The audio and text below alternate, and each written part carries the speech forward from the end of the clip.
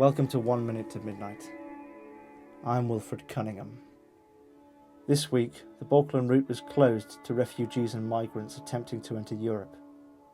Donald Trump and Bernie Sanders continued to shift political perceptions. And an ex-aide to Russian President Vladimir Putin, who was found dead 4 months ago, was revealed to have been bludgeoned to death. Of course, other things have been happening. The UN believes that in 2024 the world population will reach 8 billion people. Only 50 years previously, in 1974, there were 4 billion. In 1924, there were 2 billion. Thomas Malthus wrote an essay in 1798, predicting that humanity would reach critical mass by the mid-19th century. Paul Ehrlich predicted in the 1960s that humanity had a decade or two before global famine. No theory can seem to agree on how big a sustainable population is, but one thing is certain. If humanity continues to grow, it will one day reach critical mass. But we're not talking about critical mass, subsequent food and commodity scarcity, widespread panic, and the inevitable collapse of society. No, that's not happening yet. Now, we're talking about the influx of migrants into Europe.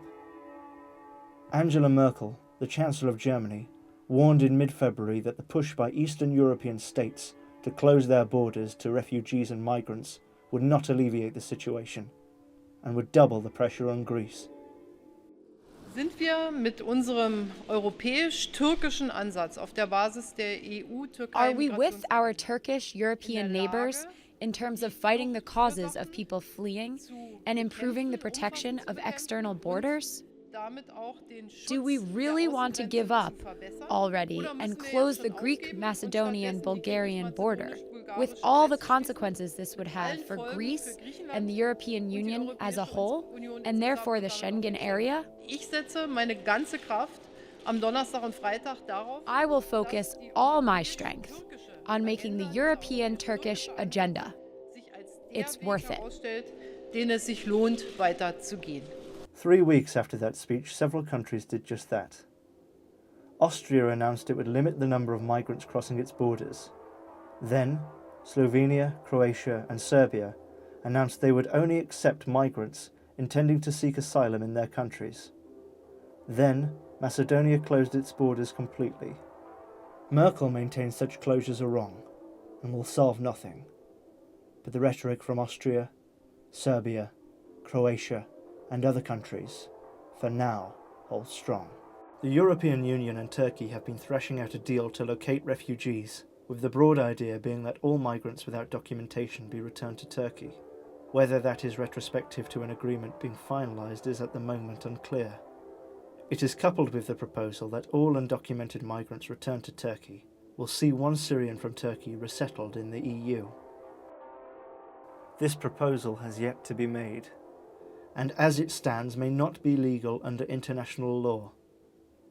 A meeting amongst EU members on the 17th and 18th of March might see a solution pushed through. Although it might not.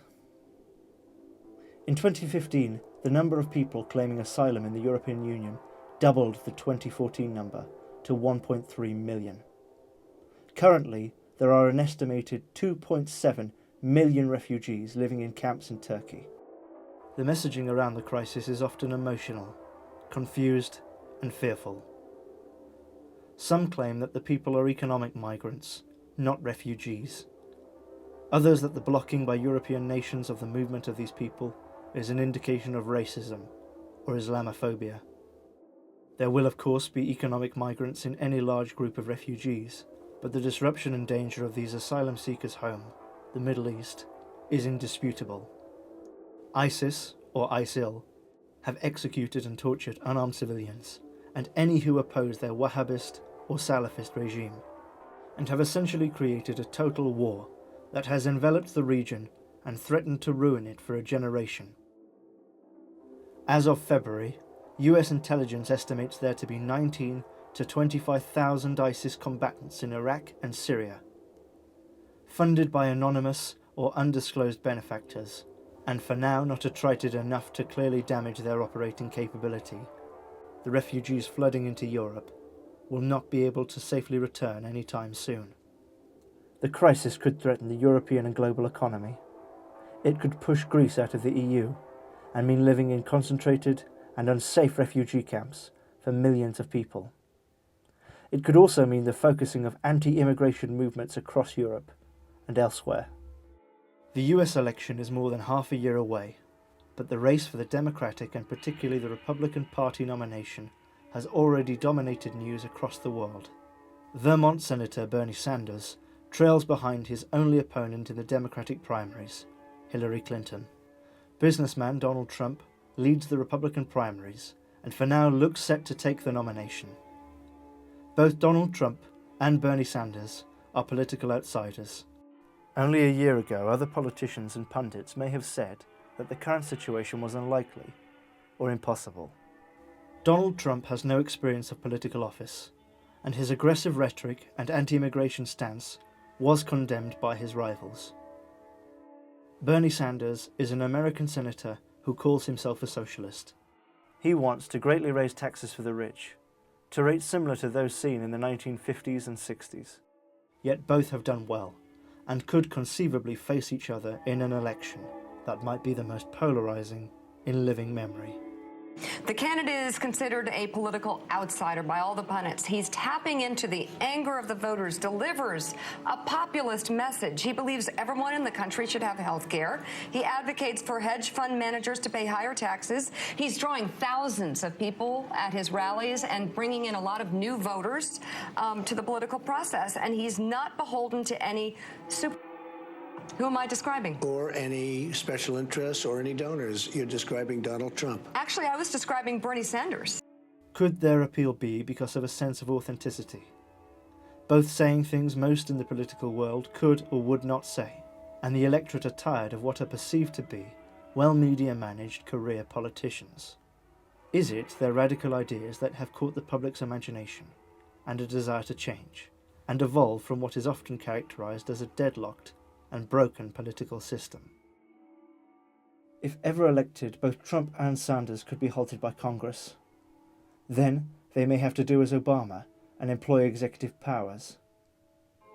But what if they're not as radical as they say? What if their rebellious rhetoric is a means to acquire power? Of course, they'll have to win their nominations first. Finally, Michal Lesin, who was found dead 4 months ago in a US hotel room, died of blunt force trauma to the head, coroners asserted this week. Lesin was a former aide to Russian President Vladimir Putin, and his death is important, as it appears to be an assassination. But any falling out with the Russian regime was never made public. In fact, he was once very important to Putin. He was his press minister and media advisor.